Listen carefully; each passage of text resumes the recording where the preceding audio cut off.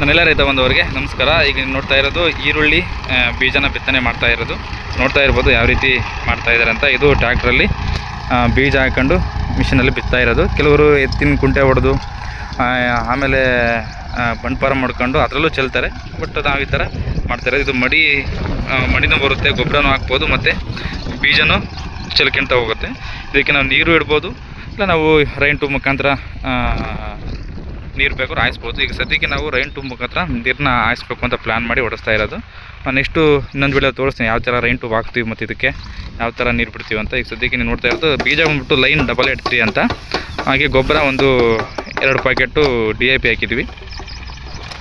ನೋಡ್ತಾ ಇರ್ಬೋದು ಯಾವ ರೀತಿ ಮಿಷಿನ್ನಾಗಿ ಈರುಳ್ಳಿ ಬಿತ್ತನೆ ಮಾಡ್ತಾಯಿದ್ದೀವಿ ಅಂತ.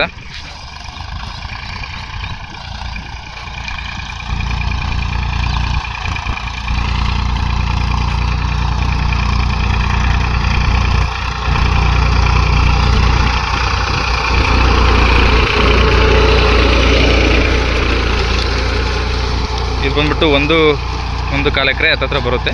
ಇದಕ್ಕೆ ಒಂದು 6 kg ಈರುಳ್ಳಿನ ಈಗ ಬಿತ್ತನೆ ಮಾಡ್ತಾ ಇರೋದು. ಸ್ವಲ್ಪ ಸೆತ್ತೆ ಹಳೆಯದು ಉಳ್ಕೊಂಡಿದೆ, ರೌಟ್ರ್ ಹೊಡೆದಾಗ ಇನ್ನು ಸ್ವಲ್ಪ ಉಳ್ಕೊಂಡಿರ್ತಲ್ಲ, ಹಾಗಾಗಿ ಅದರಲ್ಲೇ ಬಿತ್ತಾ ಇದ್ವಿ. ಏನಾಗಲ್ಲ ಅಂತ, ಯಾಕಂದರೆ ಹೊಡಿಬೇಕಾದಾಗ ಎಲ್ಲ ಬೋದಿಗೆ ಹೋಗುತ್ತೆ ಅಂತ ಅದನ್ನ ಅಷ್ಟಾಗಿ ನಾವು ಕ್ಲೀನ್ ಮಾಡಿಸಿಲ್ಲ. ಇದಿಷ್ಟು ವಿಡಿಯೋದ ಮಾಹಿತಿ ಆಗಿರುತ್ತೆ. ಮಾಹಿತಿ ಇಷ್ಟ ಹಾಕೊಂಡು ಫಾಲೋ ಮಾಡಿ, ಒಂದು ವಿಡಿಯೋನ ಶೇರ್ ಮಾಡಿ. ಎಲ್ರಿಗೂ ಧನ್ಯವಾದಗಳು.